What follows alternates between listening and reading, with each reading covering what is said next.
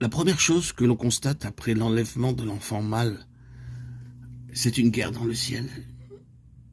C'est le résultat de cette guerre, plus de place dans le ciel pour les armées du mal.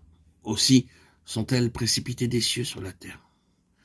Au moment de leur chute, une grande voix se fait entendre dans le ciel disant « Maintenant est arrivé ». Elle semble presque dire « Maintenant enfin, maintenant pour finir, le grand, l'éternel, maintenant ». Cette hiérarchie qui a enveloppé la terre, ce prince de la puissance de l'air, ces dominations, ces autorités, ces princes de ce monde de ténèbres, ces esprits méchants dans les lieux célestes, maintenant. Enfin, les voilà précipités. Et maintenant est arrivé le salut de notre Dieu, et sa puissance, et son règne, et l'autorité de son Christ. Je m'arrête pour noter le sens distinctif des mots. Maintenant est arrivé le salut de notre Dieu.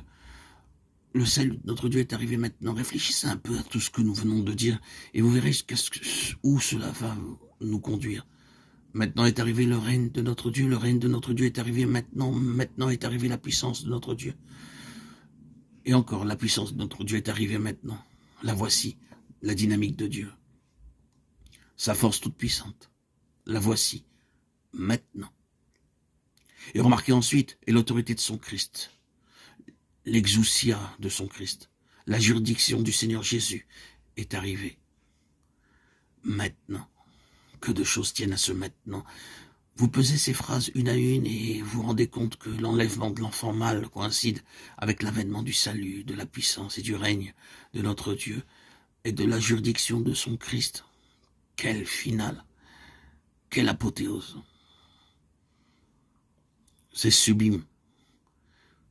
Il faut plus de temps que nous n'avons maintenant pour mesurer toute cette gloire de Dieu. Ce triomphe, cette victoire, ce couronnement. Laissons donc cela pour le moment et passons plus loin. Sur la terre, l'histoire entre dans une nouvelle phase. Et dans le ciel également. C'est quelque chose de nouveau qui commence. Mais avant d'en arriver là, remarquons les termes. Une grande voix se fait entendre dans le ciel et cette grande voix dit « Notre Dieu, nos frères ». Il y a là, dans le ciel, des rachetés qui regardent. Ils appellent ce groupe de vainqueurs nos frères. Et à l'égard de Dieu, ils disent « Notre Dieu ». Ils étaient là, avant les autres. Ils ont suivi avec intérêt cette bataille, dernière dans laquelle les vainqueurs étaient engagés.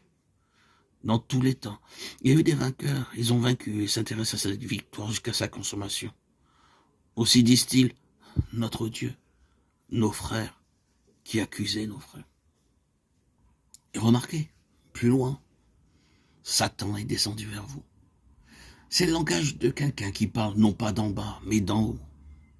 C'est donc une nouvelle phase de l'histoire du monde qui commence ici et qui nous amène au chapitre 13 et 14 du livre de l'Apocalypse.